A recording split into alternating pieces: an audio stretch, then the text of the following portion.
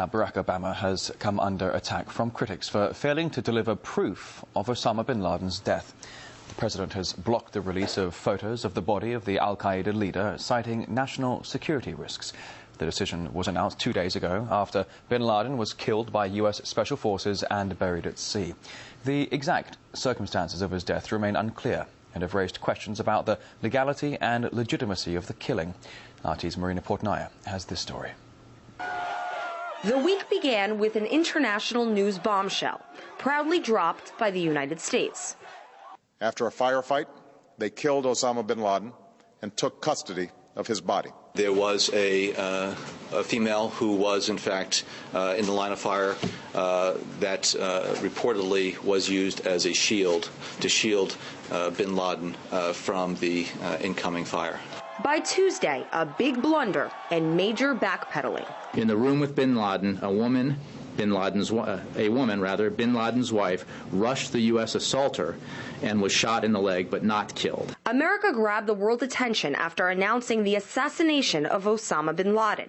Yet failing to get the facts straight, the U.S. has also facilitated a rapid rise of conspiracy theories. What they did is they told a bunch of different stories. They took some stories back, and they've just fed the conspiracy machine. They've poured oil on a fire. A blaze that inflamed after failing to deliver on promises of providing the public with proof. We are going to do everything we can to make sure that nobody has any basis to try to deny that we got Osama bin Laden. I don't think there was any question that ultimately a photograph would be presented to the public. We have no need to publish those photographs to establish that Osama bin Laden was killed.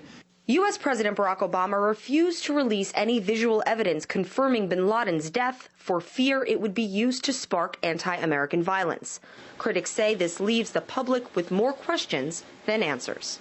And when they say, we don't want to show the photos because we don't want to inflame people, well, fine. How about bringing in certain members of the press along with a panel of unrelated forensic identification experts who can come out and say, we've studied this? The world was able to study the execution of America's other enemy in 2006 when the hanging of Saddam Hussein went viral on the web shortly afterwards.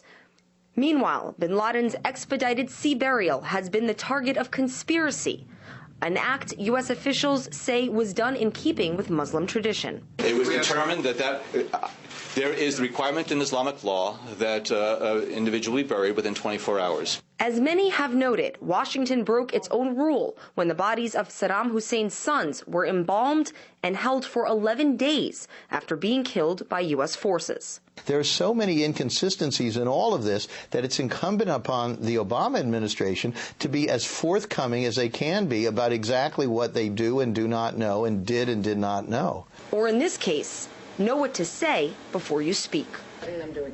Just 1 week ago, it was Barack Obama at the center of a 2-year conspiracy that died down once America's leader released his birth certificate.